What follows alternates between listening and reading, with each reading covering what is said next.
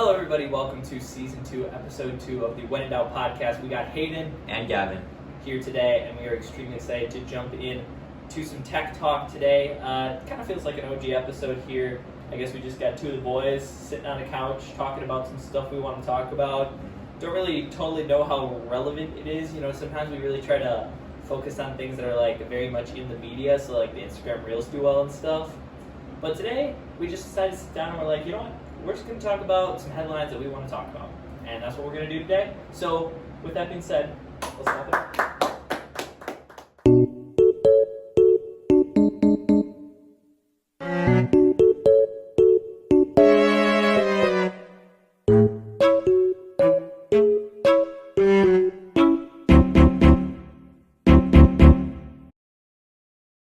Hello everybody, welcome back to the episode. We had to take a quick commercial break due to Gavin's yawning.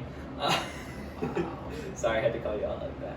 Called out. I'm telling you, it's tiring out here. No, it really is. It really is. Every day we're like, we're going to take a nap after this class. And then we get back, we're like, dude, we got to lock in. We're like, oh, after work we're going to bed so early. No, we don't. No, never. All right, well, getting on with our first main big topic today, which is Apple and everything that comes with right now. That being news about the iPhone 16, Apple Intelligence. A lot of stuff is going on over at Apple, and we want to talk about it.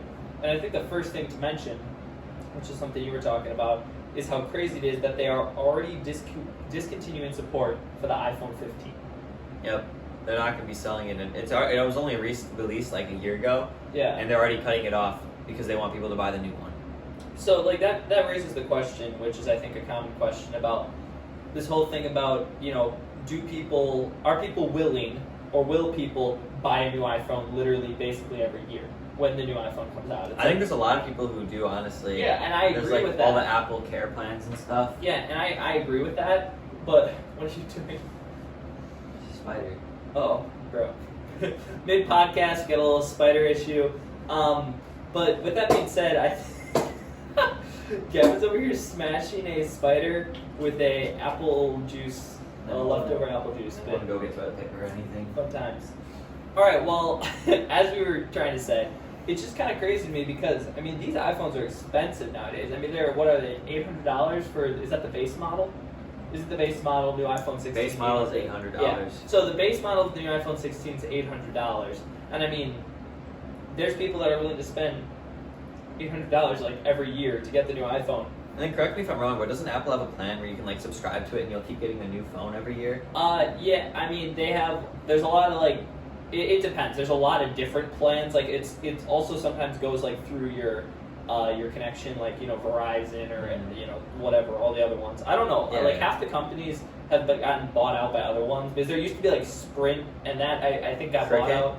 Yeah, well, no, that's still a thing, I think. I don't know. There's so many, and half of them got bought out by other big ones, so I don't even know what's what anymore. Mm-hmm. But yeah, I mean, there are definitely things you can do, to trade in your iPhone to get the new one consistently, which is cool, but at the same time, I have the iPhone 11.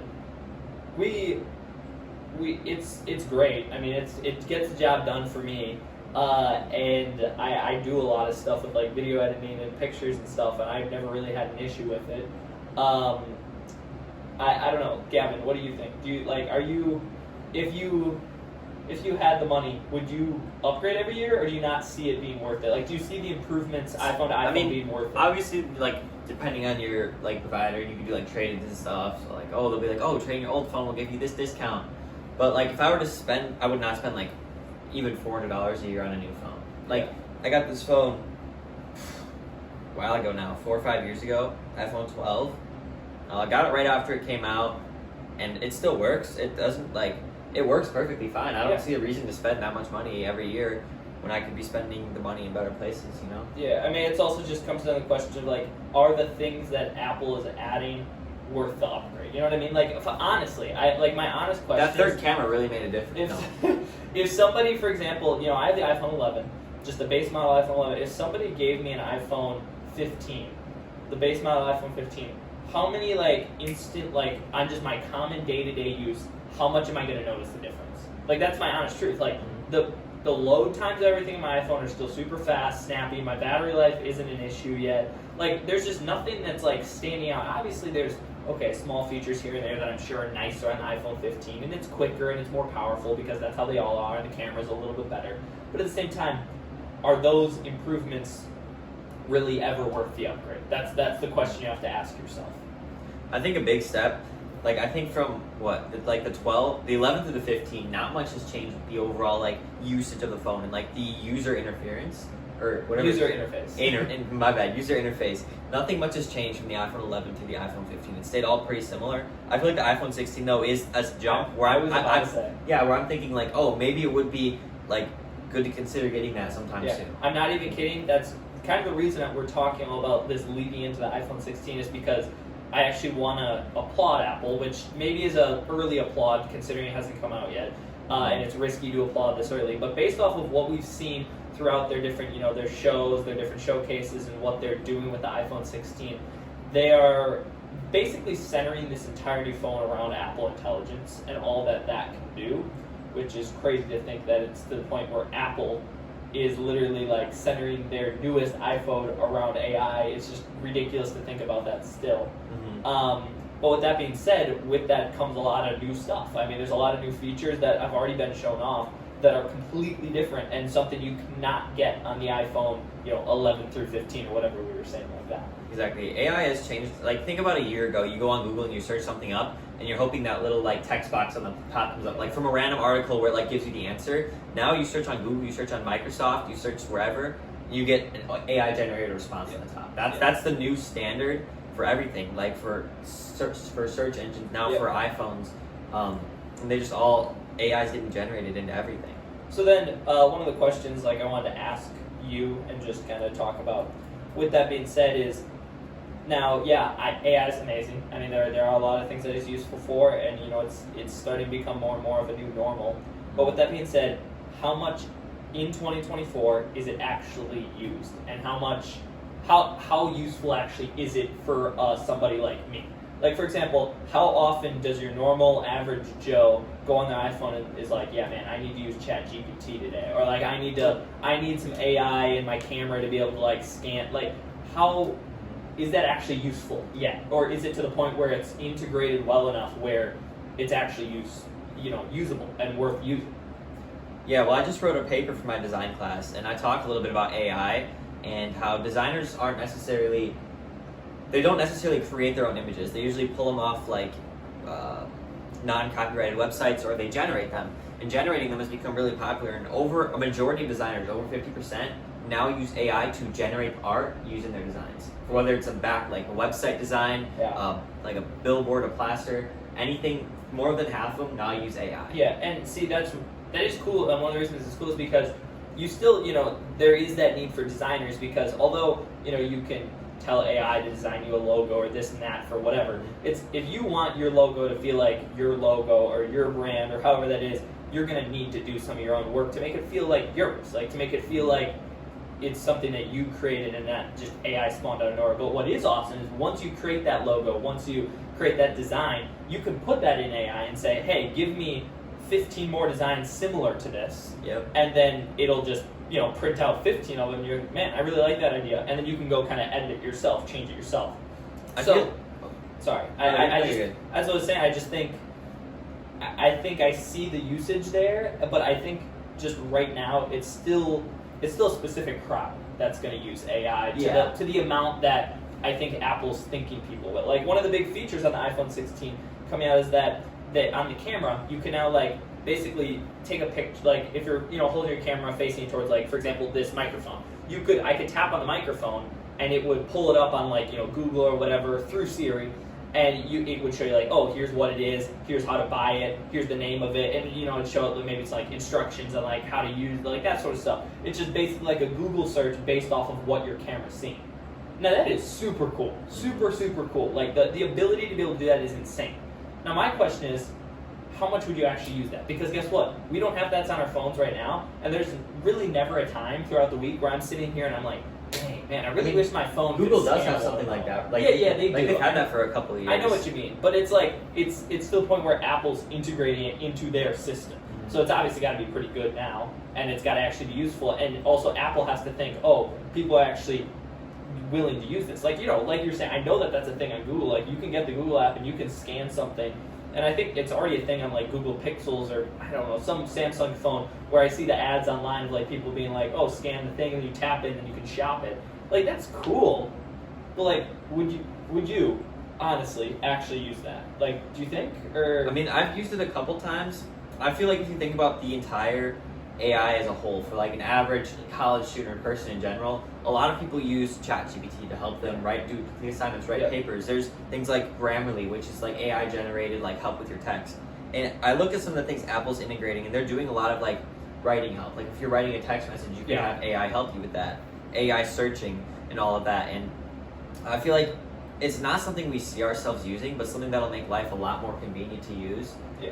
And if you think about something like Alexa is essentially the concept of AI. You can ask it anything and it'll answer. Yeah. And obviously Alexa's gotten a lot more precise with the like use of AI. Yeah, with updates over time, yeah. Exactly. And it's just, I feel like we don't see ourselves using AI in the future, but we're going to be using it a lot more than we think for things like that. I mean, the best way to put it is the companies that are going to best integrate AI will make it to the point where we don't even realize that we're using AI, but we are. You know what I mean? Like it's something where it's like every day it's like, oh, I'm writing a text message on my phone, and you know it basically knows already what I'm going to send based on when I literally just started writing the first word of the text, and then it all of a sudden, whoop, it's ready to go. And it's like, right now we're like, yeah, we don't see us using that because you know, like right now, if you want to do that, you can do that, but you have to like click on a specific button or something like that. But it's probably going to get to the point where eventually it just does it automatically for you, and it's just there and ready to go. And I'm just using that as an example, but that's how I think companies can best integrate it, because the best type of integration is an integration to the point where you don't even almost have to realize that you're using it. It just works. Yeah, exactly. Like it just works. Like I don't want to have to go out of my way in the Google app to go to a camera to scan something to then like go to another website to figure out what it is. I just want to be able to open up my iPhone camera, point it at something, click on it, and go. Like it's to the point where it's like brainless, and I don't even have to think about doing something to get to what I want to do. Let me ask you a question now. Yeah. How do you feel looking at? I mean, obviously, 5 years ago, none of us really knew what AI. Like it was there, but no one really had established it as AI. Like when you were searching something, there was like smart search. When you were typing, like you get suggested text boxes based on what you say. It was never really established as AI, but in the past 5 years, people have started bringing it ChatGPT, you know. And like AI, like all this AI stuff everywhere. How do you feel looking at a future where possibly AI is in almost everything? And like 10 years from now, everything's AI. Yeah, I mean, I think it's obviously you need a balance. Like I think there's a lot of things that people do in their everyday life that can't be replaced by AI, and some people think it can be, which can definitely actually be a little scary. Like when people are out here saying certain jobs are going to be replaced by AI, I'm like, okay, yeah, I see this as a possibility of replacing that job, but then there's other jobs where I'm like, yeah, that just doesn't. You need a human. You need their ability to think, to problem solve. And I understand you can program AIs to basically do the exact same thing. It's just, I don't know, there's something about the human intuition that certain jobs I think need. But with that being said, like we were talking about before, I think it's all to the point of integration. I mean, if it gets to the point where I'm using AI and I don't even really have to realize that I'm using AI, that's incredible. But I don't want to be sitting here every single day, using my technology, going to my job, whatever that is, and then have to almost like go out of my way to use AI because that's the normal. Like I just want it to just work. I just want it to happen because that's how it is now. And I don't want it to have to be something that you have to specifically think about and be like, oh, I have to learn how to use this AI. And I just want it to work. I mean, that's I think part of the reason it's not totally mainstream yet and like works with everything. Like, you know, for example, Apple's just starting to kind of include it in their phones now. It's like the reason why it probably wasn't on Apple is because for so long it wasn't to the point where it was at the point where Apple was ready for its ease of use. It wasn't easy to use yet. Yeah. And now it's getting to the point where it finally is easy to use. So once it gets to the point where it's easy to use on everything, then I'm okay with that. But as it is right now, it's not easy to use on everything. And there's certain AIs where you almost have to learn how to use the AI correctly to make it do what you want it's supposed to do. And you shouldn't have to do that. That's not the point of it. The point of it is that it already knows how to do it. all the stuff, and all you have to do is tell it to do something, and it doesn't. Yeah. So I don't know. I mean, I think it's crazy, but I think it'll happen. It's all about integration. I mean, we've said that word a lot today, but that's literally all it's going to be about. I think we've talked about this part a little bit, but about the dangers of AI. Yeah. And how you see things every day, like whether you're scrolling social media and it's like an AI, like writing a song, impersonating this person. Like you see a video and it's the like, impersonations are so creepy. Yeah, and AI videos are real. starting to get pretty realistic. Like an entire video made with AI, and it's hard to tell whether it's every real. other day on Instagram Reel. I see like a reel of like the presidential debate that happened the other day, and it's like Trump and Kamala just like roasting each other, and it's just AI. But honestly, obviously, okay, yeah, I know that's not actually what happened. But like, if I didn't know anything and I was just I was completely living under a rock, uneducated, AI is so good. I would have had no clue that wasn't actually them talking. Like, yeah, like so many things can be AI generated, and there's no way for us to know otherwise. Like unless you go to the debate in person, you're not going to know whether it's real. Well, or that's fake. what I'm saying about integration. It's like we want to get to the point where AI is so easy to use, you don't even have to think about using it. But once it gets to that point, that's almost scary. You don't even because realize that it's telling you false stuff. Yeah, like yes. people are posting on social media videos that you think are real but are really fake. Yeah.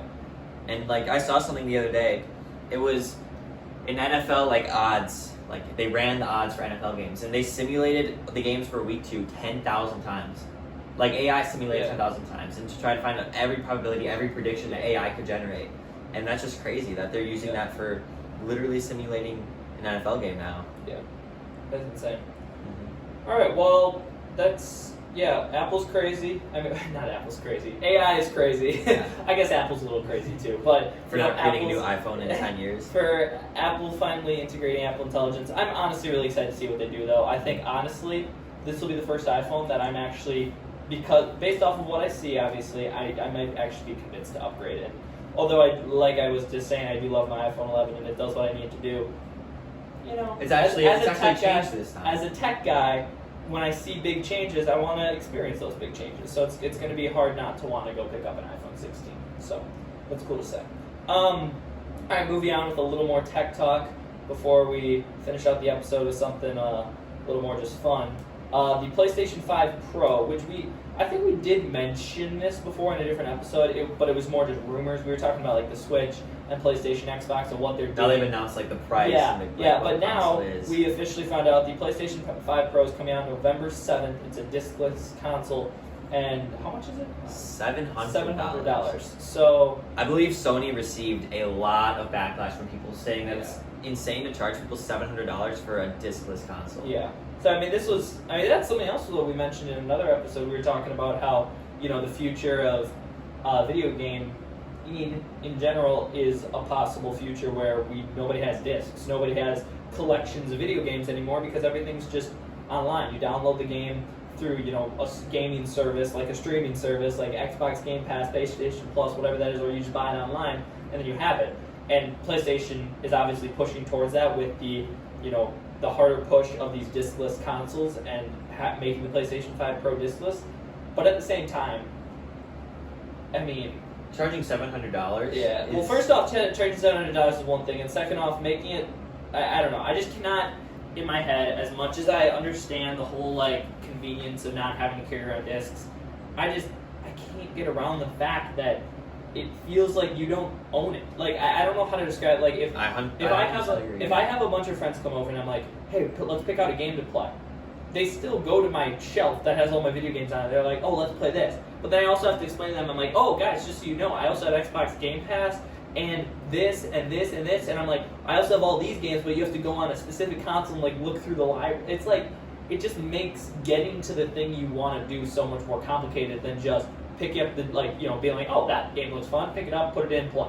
Instead, it's like, oh, you want to play this, but it's on Xbox Game Pass. It's like, okay, there's cloud gaming, but on cloud gaming you can't play multiplayer. So if you want to play multiplayer, you have to actually download the game. Like it feels like you have to jump through a lot of hoops still. And like we've been saying over and over this episode with integration, it's like it feels like the ability to have something fully digital is not quite there yet with video games because you have to just jump through so many hoops to be able to do the same thing you could do with just putting in a disc.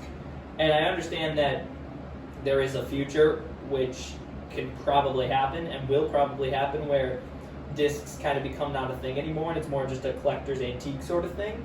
But at the same time, right now, we just don't see a world in which it's as easy to download games digitally and play them digitally as it is just to put it in a disc. I feel like it's kind of the same thing that happened to like music, the music like community too. Everything used to be record player, like CDs, and that's what we used to have for music, and you collect them. And people never saw a future where like, oh yeah, like we're gonna be using CDs and this stuff forever. And then eventually we have like Apple Music, Spotify. You just can stream whatever you want, whenever. Kind of like what we're seeing with the like Xbox Game Pass, relatively new, like not super new, but it's relatively new, especially for the gaming community. And I feel like they're trying to make that push, going away from that, just going to streaming the game. And it's kind of what we like, where music went. And I feel like if we end up going that way, we can have it like I believe you mentioned before, where it becomes like a collector's item to have the little like discs for Nintendo, the drives for whatever. Yeah, I agree. I mean, I think convenience of use is obviously the reason why you go that way. But what's funny is, for me right now, I feel like the convenience of use isn't there. Like, it just makes it harder to show off your games, harder to figure out what you have, what you don't have, what you want to buy, what you don't want to buy. It's just right now, it's not that easy to do that digitally as it is just with physical games. And I hope it gets to the point where it is easy, but right now I just don't think it is. Yeah, and what it makes me think of is the pain. If you ever remember the pain, you ever had like a Wii U or something, you put the disc in and it wouldn't run. You have to take it out, you breathe on it, you like rub it down, you really want to play this one game, and you keep like taking it out, rubbing it down, and it just won't work.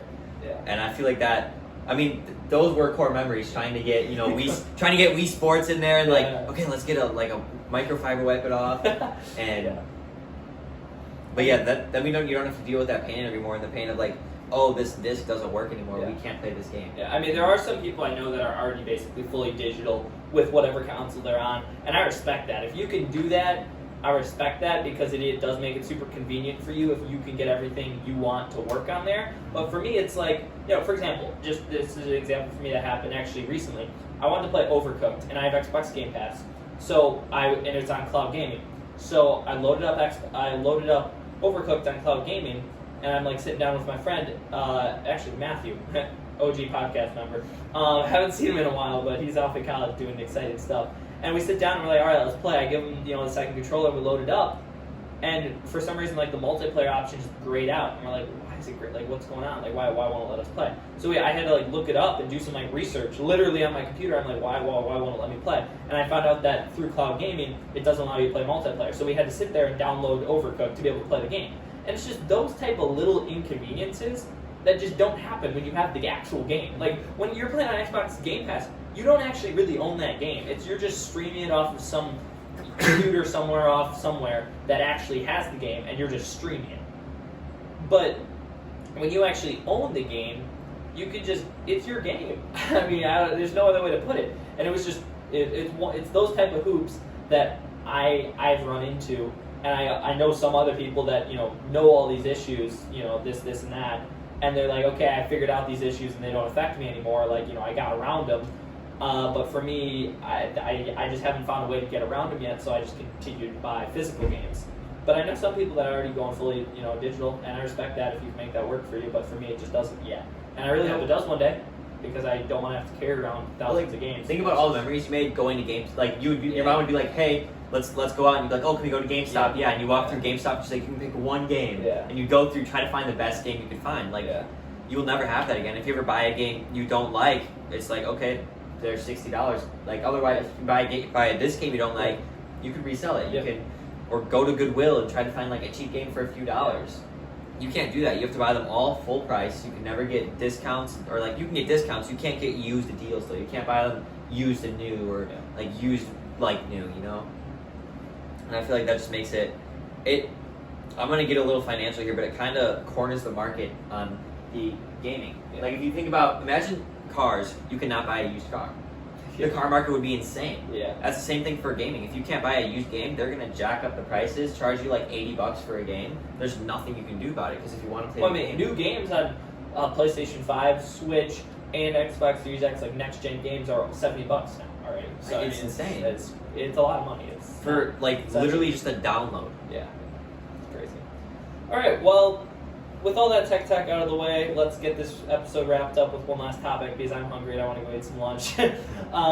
Kendrick Lamar at the Super Bowl halftime show officially. A lot of stuff has obviously been going on between him and Drake. Have we talked about that? I feel like we mentioned that before. Probably. I don't feel like we've ever gone into depth. I don't know. I think we did one episode of the music episodes we did a while ago.